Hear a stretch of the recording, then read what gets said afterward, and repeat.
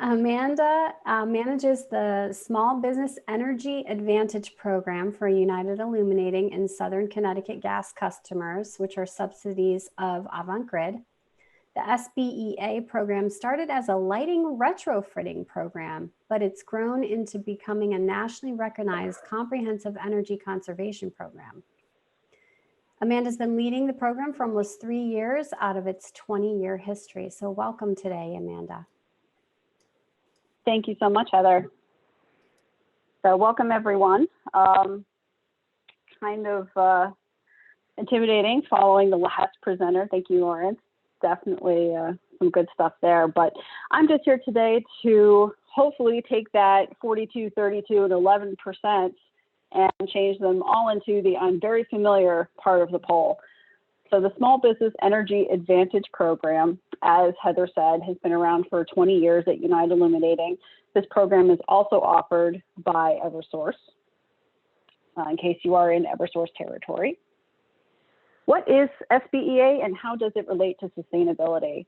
So the Small Business Energy Advantage Program is a turnkey energy efficiency solution. We partner with local energy efficiency contractors to create a one-stop shop for small businesses and micro businesses in our electric territories that don't have the time, money, or resources to do energy efficiency projects.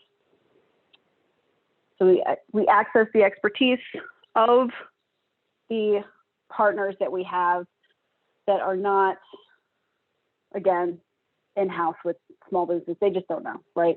They want to save money on their bills. They don't even know how to go about it. So this program is really targeted to help those customers save money on their energy bills, become more energy conscious, save more energy, and take that first step to sustainability or renewable energy.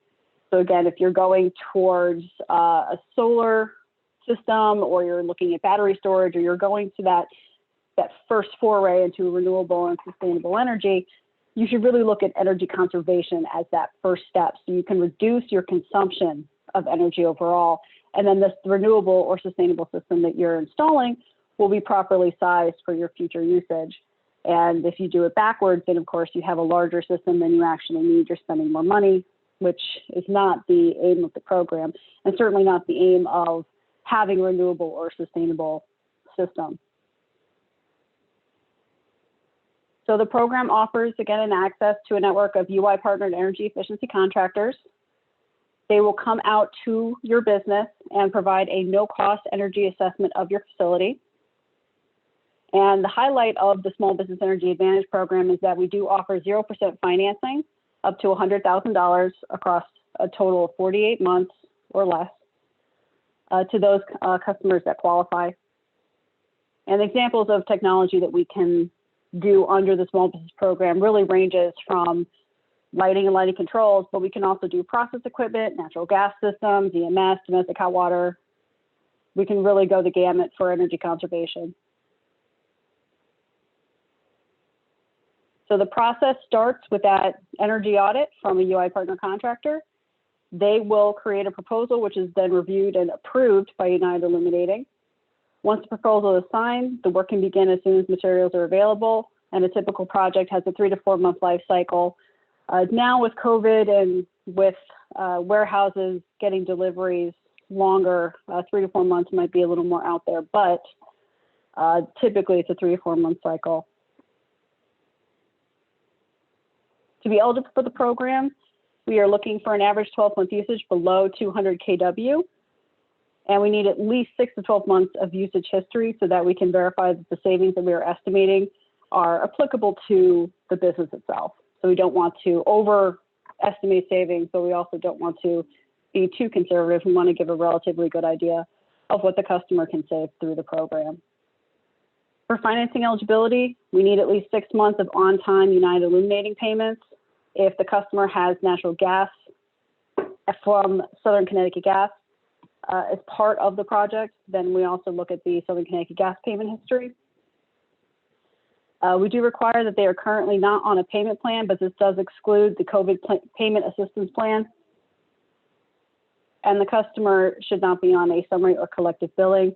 Typically, these are customers that have multiple sites across our territory. And instead of getting individual bills for each site, they have one bill that has all the accounts listed on them. So a larger customer, not necessarily a small business, just due to the amount of companies that they have.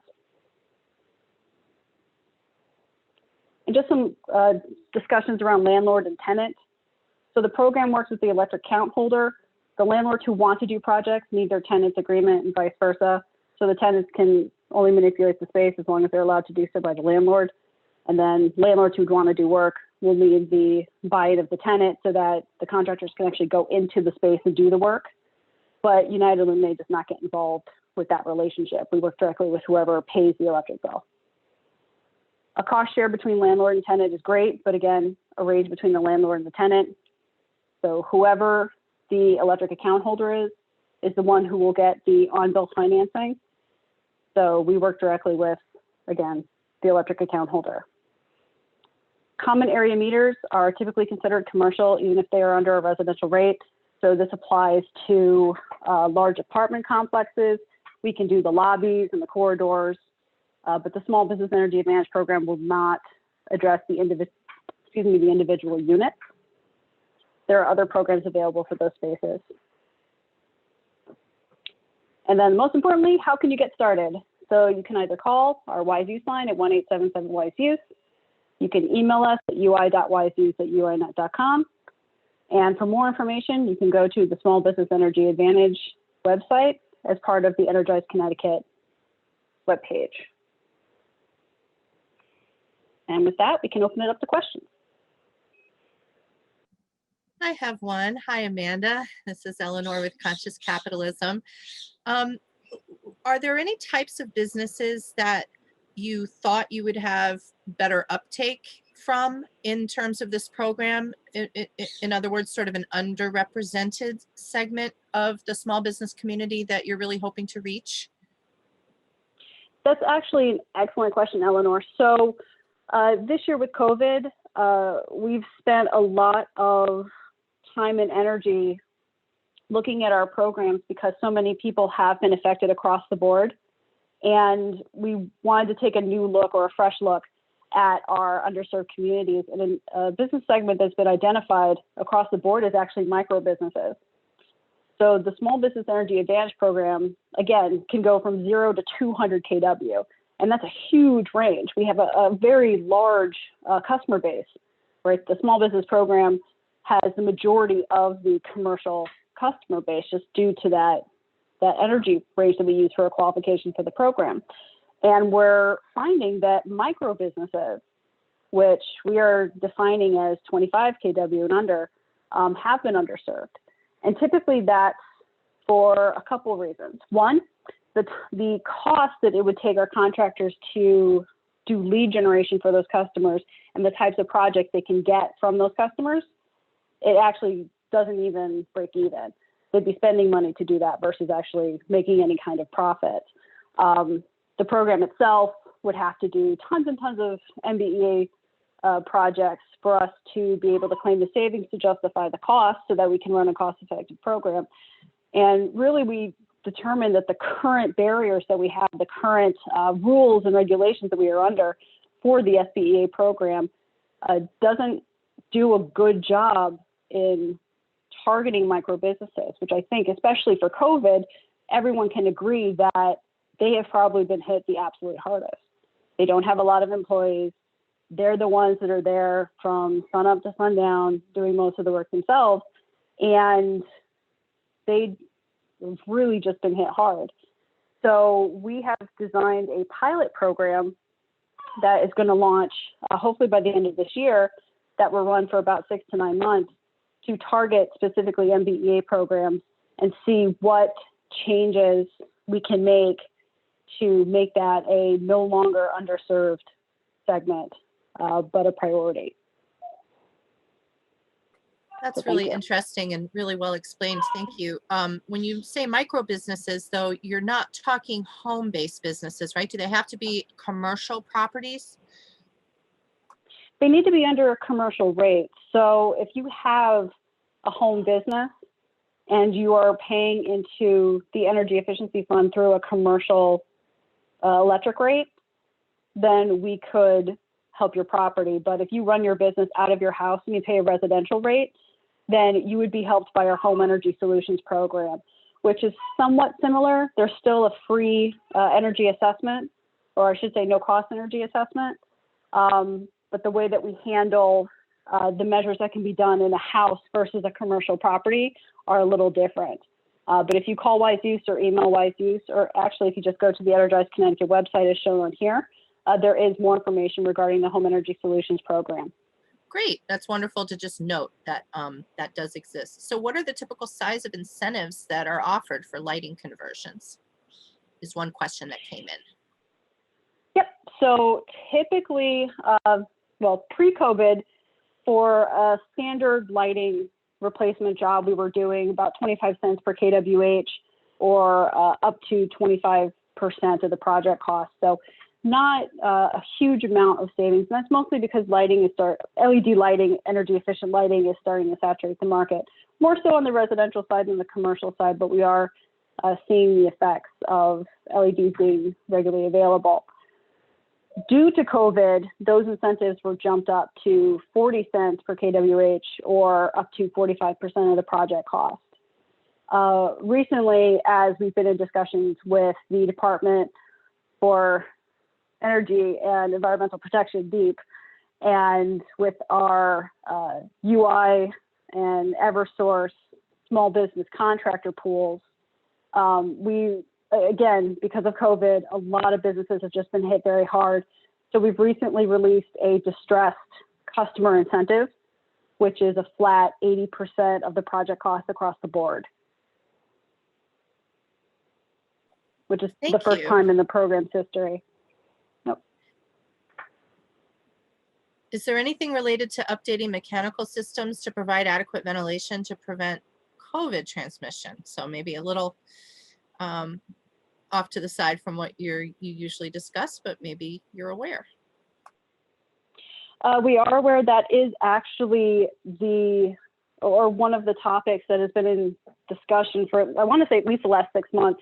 I also run the Berkshire Gas Small Business Program conjointly with the other program administrators for the Mass Save program.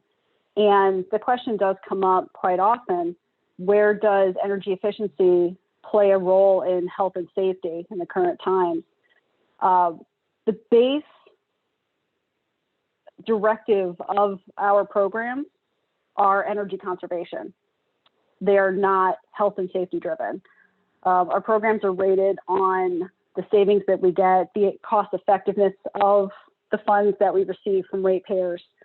And currently, there are no mechanisms, at least on the commercial side, to foray into the health and safety environment. With that said, it obviously is something that we need to look into. I don't want to say necessarily address, because we want to make sure that the right people are looking at that versus someone who's trained in energy efficiency. But I would say right now the short answer is that we are looking at it, but we haven't made any steps to either incentivize it or assist the marketplace. That really needs to, at this time, happen with those experts that are in that field already. Thank you. If anyone has any further questions, they can certainly drop them in. I guess this is always a good standby. Is there anything that you typically get asked that didn't come up yet today? Actually, no. It's normally pretty straightforward. It's the energy assessment, looks at all electric and natural gas energy usage in the facility. It is at no cost. We try to design the program so that there is no out-of-pocket cost for the customer, and that's why we have the 0% on-bill financing that we're able to offer. Fun fact, we are one of the only programs in the United States that offers 0% financing in actually the world. My predecessor had an envoy from Japan, I want to say about maybe 10 years ago, come and look at our program because it was so unique. But it really is the financing that makes this program possible, because small businesses just don't have that access to capital. You know, any rainy day fund they have is to either improve their business or to just keep themselves afloat, not necessarily with the idea that they could save money on their energy bill. And again, that probably translates to the lack of knowledge just generally in that space. So this is a very unique solution to help those businesses obtain the knowledge and the experience and the expertise to go about and So it sounds like what you're saying. Energy. Oh, sorry. It sounds like what you're saying is that there's actually a lot of room to move the needle with additional uptake of this program. Absolutely. So again, if you look at the pyramid of commercial customers in the state of Connecticut, and really any state, your bottom customer is going to be small businesses. They really bear the brunt of the whole pyramid, and they're the ones who need the help the most. And then trying to reach out to them, I think the poll was very telling. You know, the bottom, and forgive me, I can't do math, but what is that? 85% of the people that responded to the poll didn't really know what this program was about. And that was the people that are in this industry and deal with topics of energy conservation and sustainability, renewable energy. So your barber, your mom and pop convenience store, your gas station guy, do you really think that they're going to know? And that's one of the challenges we have with the small business program is how do we outreach them? And that's why we partner with local contractors. They go out and they go into their communities and they spread the word and they get the jobs done. But there's definitely more we could do. One participant missed, and it probably bears repeating, whether a tenant would be eligible for this program or does the landlord need to apply, in brief? Whoever the electric account holder is who we will work with. Great. So it does put onus on the electric account holder to know what they can do. So I think a landlord, that's kind of obvious. A landlord can make changes to their spaces. But a tenant may not necessarily be able to make changes without the landlord's approval. So United Illuminating does not get involved. We don't check their lease agreements. We don't get involved and help direct them to what they should do. It's really the onus of the electric account holder to know what they can and can't do within the space. And I believe most tenants are able to update their lighting and put on faucet aerators and things like that. When you start getting into mechanicals, like rooftop units, water heaters, those may be shared throughout the property. And that would be something that a landlord would have to update, because they would be the ones that would be responsible for it. So again, we can only do what the electric account holder is responsible for. Thanks. That's great. A great recap again. The definition of a distressed business, are there particular criteria that qualify that label? Yep, we actually have two pathways. So we have a distressed municipality incentive, which is 80%, and that is using the DECD's top 25 distressed municipalities list. That list is from 2019, but for UI, there were 6 towns identified. That's Ansonia, Bridgeport, Derby, East Haven, West Haven, New Haven. But then we've allowed our contractors to have a contractor selected distress incentive, for the simple fact that just because you own a business in North Haven doesn't mean you're just not distressed. Gotcha. So again, COVID has hit everybody. So we've upped the program to make sure we could help everyone we can. Makes sense. However, speaking of municipalities, are there any that you'd like to give a particularly good shout out to where it seems like through whatever channels people are more aware of this program and just more energy aware? Probably Fairfield. I think Fairfield has done a really good job of trying to push energy efficiency across the board. But again, I think that more work is needed to work with the towns to help them inform their constituents of these programs. I know that there are a lot of people in these towns that know of the home energy solutions, and I know we're actually doing a lot of outreach to towns for home energy solutions. For the Small Business Energy Advantage program, we've typically gone after Rotaries, Chamber of Commerce, economic directors, things like that. but the town of Fairfield I actually did something with last year. Great. And I suppose that our collaborating organizations here could take some ownership of helping to get that message out throughout the year. So point taken. Do any of your energy auditors help train the company personnel to do the audit with them to encourage engagement in saving energy, kind of a cultural mindset, you know, of awareness within the companies? So depending on the size of the facility, that's easier in smaller businesses than it is for larger, smaller businesses. Typically they do or can walk around with someone. In a larger, small business, it would be whoever's responsible for the facility. In a smaller business, it's most likely the owner or the manager of the property. But one thing that we are looking at incorporating to the program is more behavior tips, so that it's not just them putting in programmable thermostats or dimmer switches or aux sensors, but that employees can be more engaged to do the right behaviors. I think it's easier in a home to say, turn the lights off when you leave a room. But when you're the employee, it's not necessarily something you think about, oh, I'm going to turn the lights off when I leave a room, or a conference room, or a back room, storage room, closet. You know, if it's on, you're not paying for it. So behavior in a commercial space is kind of a tricky thing, but we are creating some tips and leave behind to do more engagement in that arena. Very good. And I think this will be a final question. If you apply to the program, would you be given a single contact or coordinator to work with, or how does the kind of customer service aspect of that work?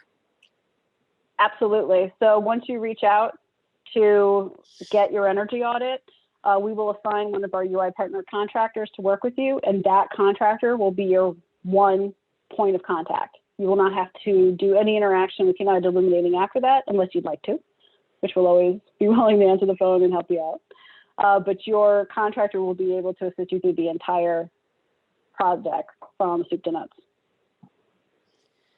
Well, it's all just so cool, and there's no reason to leave any resources on the table when they are so ready here for the taking for any business to both address its bottom line and address the sorely urgent issue of climate change. So with that, we really appreciate your being with us here today, Amanda, and your participation and taking all of these on the fly questions.